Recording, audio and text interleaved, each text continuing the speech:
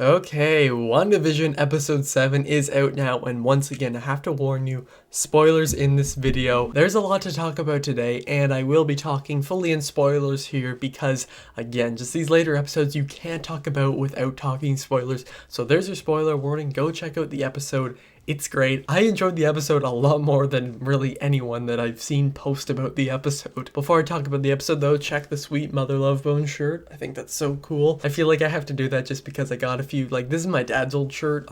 Same with my facelift shirt that was in yesterday's video.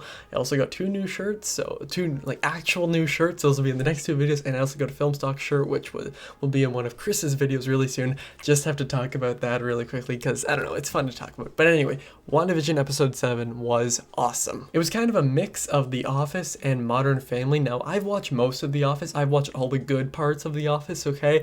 I've been watching it ever since, like, when I started, December 2017. Still haven't got past season 8, I think, just because, no. And I've seen enough of Modern Family because my brother watched it all on like the main TV mostly, so anytime I walked downstairs for like 6 months it was on, so I saw a lot of it, and it's really funny. Like, I really enjoy it. I just haven't watched it myself just because I'm so terrible at consistently watching TV shows. But this episode was really cool. I loved how they had the little interview things, but they also played with the suspense there. Obviously, you know, we had some funny things where like Wanda's sitting there and then Vision's like, what am I doing? And he's sitting on the chair and he stands up, he takes off his mic. But then they also add in the suspense where Agnes actually says something, or someone says something behind the camera. Later it's revealed with Agnes, which, let's just cut to it. Let's talk about Agnes. I know that's something that you'd expect later on, but she's finally revealed as Agatha Hart? Agatha something. I can't remember fully, but everyone was like theorizing that that was her. Now, again, I haven't read, the only Marvel comic I've read is like a Spider-Man and Wolverine mashup thing, I think, but that's really it, so I don't really know too much about the comic characters, but she was revealed here, and a lot of people were like, oh, well, it doesn't really matter, we already theorized.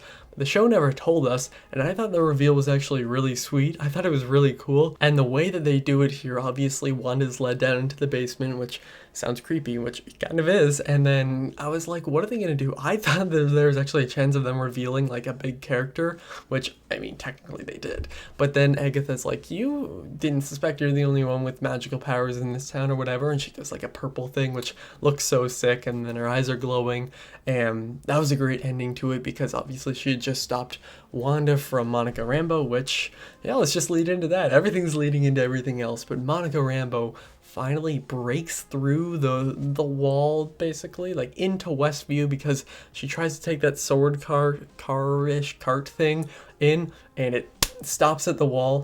Probably just peeked at the microphone there. It stops at the wall and gets flung back, and then she jumps out and she's like, I can do it, I can run through it. And this 2001 A Space Odyssey, yes, I just compared WandaVision to 2001 A Space Odyssey thing. It's like going through all, like, this is what she looked like in the sitcom, hearing stuff in the past, like about her mother passing, which was really sad. And yes, I'm talking really fast. And she gets through and she's still herself, but she has like this glow in her eyes. It was awesome when she went through. I was like, no way. Like, it's finally revealed that, yeah, she actually has powers. And I think this is just what I think. I think it might be like the electricity, like something to do with that, because when she was first looking, she was looking at like the power lines and everything, and you could see like waves around them that would basically be the electricity. So maybe it's something like that. I don't know 100%. But after Wanda launches her in the air, she does a superhero landing, which I'll always go, oh yay, superhero landing, like that scene in Deadpool. I do it every time.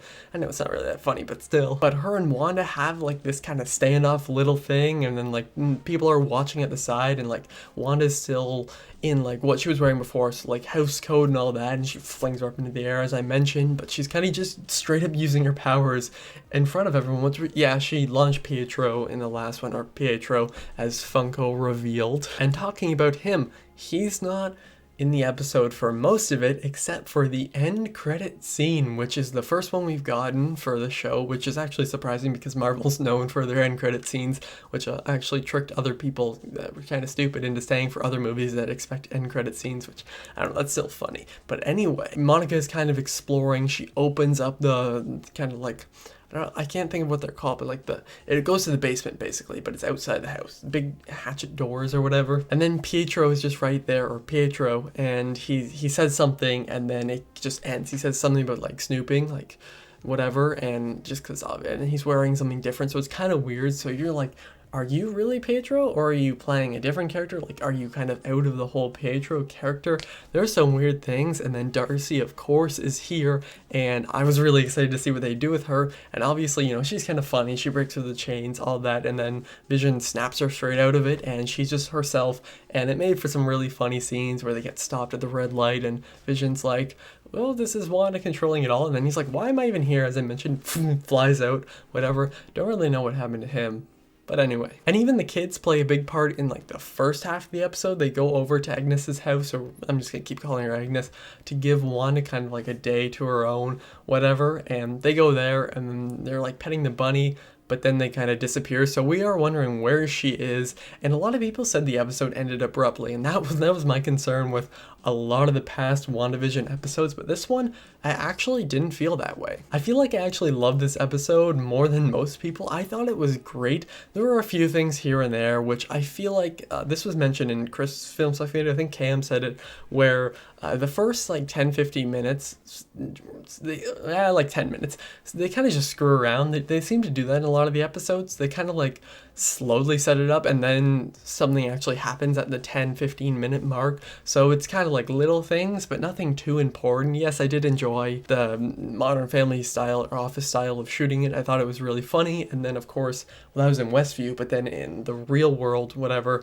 it's shot, you know, like basic MCU stuff, which is a good thing, of course, but it shows that they are still kind of stuck in this sitcom world. But again, I really enjoyed this episode. There were a few things where I was like, okay, didn't have to do that. You could have kind of picked it up in that first bit, just because it feels like a little bit of time is wasted. The fact that we only get 30 minutes again, I feel like those next two episodes have to be longer. But WandaVision episode 7 was one that I absolutely loved. Elizabeth Olson is just so good here. I love the character of Wanda. The questions that are proposed here of who's actually the villain, but then we get the reveal of Agnes, which really kind of messes with your brain in a good way. Paul Bettany is hilarious as Vision. Seeing Darcy in there is also great. And Monica Rambeau is becoming one of my favorite MCU characters that has been in a project in the past few years. I mean, I know she was in Captain Marvel, but like the older version of her, so much better. I really love this episode. I'm going to give WandaVision episode 7 a 4.5 out of 5. Yeah, I wasn't kidding. I really love this episode, and again, like, I don't know how long this video will be, probably about 8 or 9 minutes, but I talk really fast. You know, when I'm talking spoilers, I seem to, you know, because I don't have anything in front of me, so I just go, talk, all that. You know how it is. But tell me what you thought of this episode down below. Is there anyone out there who loves it as much as I did? Because I really think this was one of my favorite episodes. My favorite might still be 5. I think that might be the best, but this is definitely up there. And thank you all for watching. I'll see you guys next time. Over and out.